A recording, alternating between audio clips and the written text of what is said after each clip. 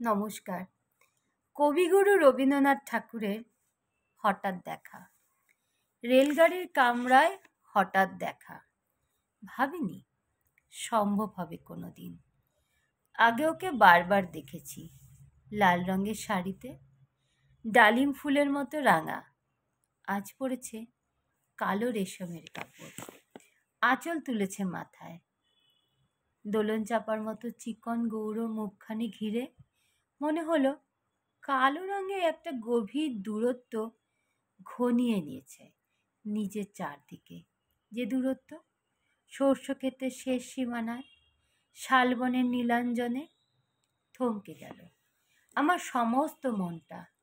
চেনা লোককে দেখলাম অচেনার গাম্ভীর্যে। হঠাৎ খবরের কাগজ ফেলে দিয়ে আমাকে করলে নমস্কার।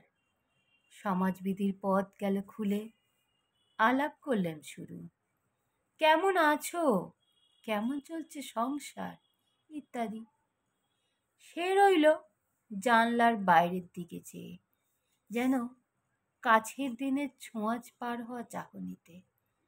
দিলে অত্যন্ত ছোট দুটো একটা জবাব, কোনোটা বা দিলেই না। বুঝিয়ে দিলে হাতের অস্থিরতায়, কেন এসব কথা, এর চেয়ে অনেক ভালো চুপ করে থাকা।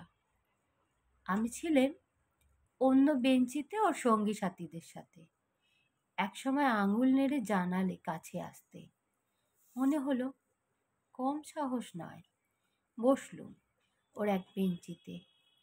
গাড়ির আওয়াজের আড়ালে বললে মৃদু স্বরে, কিছু মনে করো না, সময় কথায় সময় নষ্ট করবার।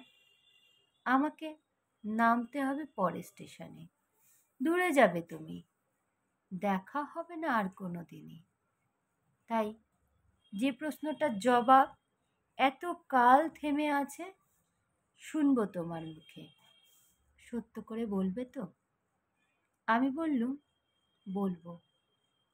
বাইরের আকাশের দিকে তাকিয়েই শুধোলো, আমাদের গেছে যেদিন, একেবারেই কি গেছে? কিছুই কি নেই বাকি? একটুকু রইলেন চুপ করে। তারপর বললাম, রাতের সব তারাই আছে দিনের আলোর গভীরে। খটকা লাগলো, কি জানি বানিয়ে বললেম নাকি। ও বললে, থাক, এখন যাও ওদিকে।